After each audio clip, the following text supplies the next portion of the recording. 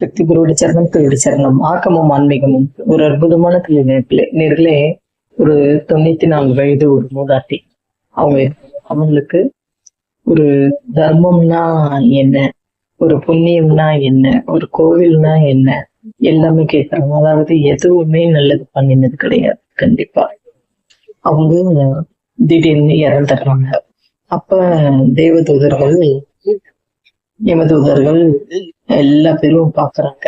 பார்த்துட்டு யமதூதர்கள் எடுத்துட்டு போறப்ப, அந்த ஆத்மாவை எடுத்துட்டு போறப்ப ஒரு பெரிய எண்ணெய் சட்டியில வச்சு முக்குறாங்க. அப்ப ஐயோ வலிக்குதே எரியுதே அப்படின்னு அந்த மூதாட்டியர் சொல்றாங்க. அப்ப அங்கிருந்து ஒரு தேவலோகத்திலிருந்து ஒரு நபர், அதாவது அந்த தேவலோகத்துல இருக்கிற பதவியில இருக்கிற ஒரு வராங்க ஒருத்தர். அவங்க என்ன பாட்டி, என்னையெல்லாம் பாட்டின்னு சொல்லாத, என்னை பெரியம்மான்னு சொல்லுவேன் அப்படிங்கிறாங்க.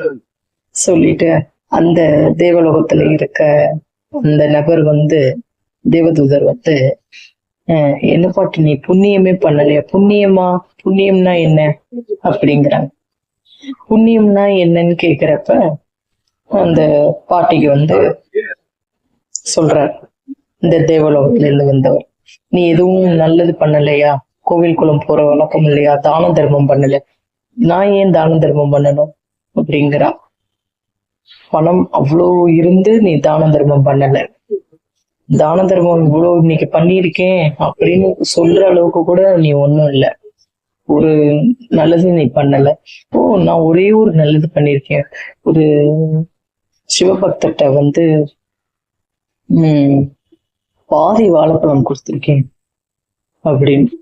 அப்ப தேவதூதர் அவர் அந்த பாதி பழம் என் கண் முன்னால் தோன்றணும் அப்படிங்கிறப்ப கொடுத்திருக்காங்க. அவர் சாப்பிட்டிருக்காரு. அது வந்திருக்கு. அப்ப இந்த பழத்தை நீ பிடிச்சிட்டு நீ என்னோட தேவலோகத்துக்கு வா, அங்க எம்பெருமான் என்ன சொல்றாரோ அதுதான் அப்படின்னு. அப்ப இதை பிடிச்சிட்டு வர்றா அந்த பாட்டி. வர்றப்ப அவங்கள காலை பிடிச்சிட்டு 4 பேர் வராங்க. அப்படியே தொத்திட்டு தேவலோகம் போயிடலாம், இங்க கொடுமைகள் தாங்க முடியல அப்படின்னு. அத பாட்டி கவனிக்கல.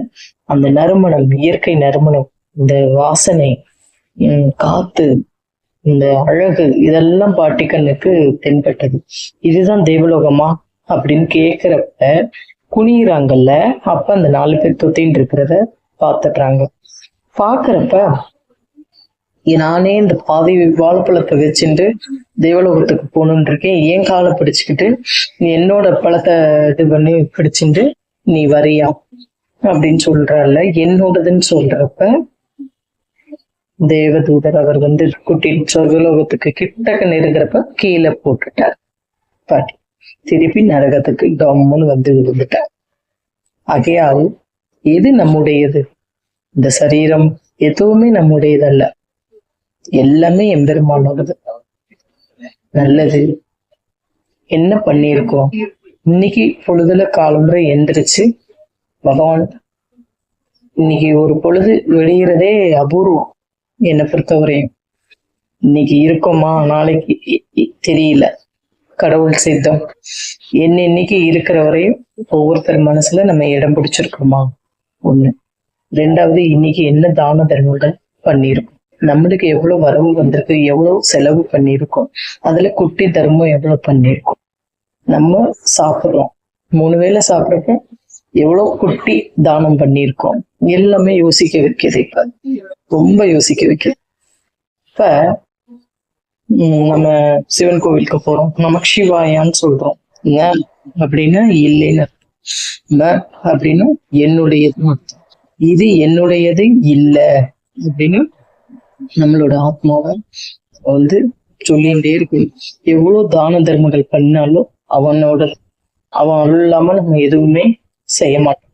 கண்டிப்பா எப்ப திருடனையும் ஒரு மன்னிக்க கூடியவர் அவர். ஆகையால் இன்னைக்கு ஒரு பிடி, நம்ம ஒரு படி சாதம் வைக்கிறோம், ஒரு பிடி இன்னைக்கு போட்டுருணும் பானை இல்லைங்க. 5.5 பெட்டியில இன்னைக்கு ஒரு 5 ரூபாய் தானத்துக்குன்னு போட்டு வச்சிடணும். யாருக்காவது ஒரு டீயோ வடையோ ஏதோ ஒண்ணு வாங்கி கொடுக்கணும். கண்டிப்பா பசி ஏப்பக்காரனுக்கு என்னைக்கும் தர்மம் பண்றப்ப கடவுள் கூடவே இருப்பா. கண்டிப்பா. அதே போல நம்ம ஒவ்வொரு ஃபங்க்ஷனும் ஆத்துல கொண்டாடுவோம். அப்ப முடிந்த அளவு நம்மளால என்ன செய்ய முடியுமோ இந்த சரீரம் தொண்டாலோ சரீரத்தாலோ பணத்தாலோ ஏதாவது ஒண்ணு செய்யணும். கண்டிப்பா செஞ்சே ஆகணும்னு அவர் எழுதி வச்சிருக்கார்.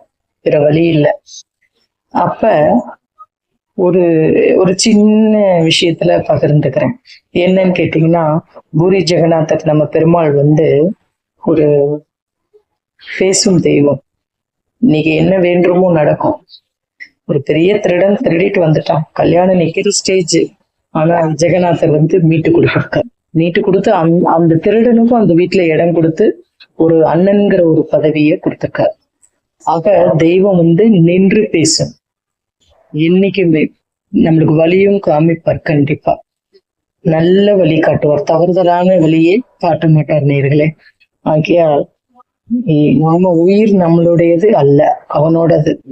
நம்ம உழைப்பு நம்மளோடது இருக்கட்டும். இந்த உழைப்புல வர ஊதியத்தில் கொஞ்சம் தான தர்மங்கள் பண்ணுவோம் நேர்களே. நமஸ்காரம்.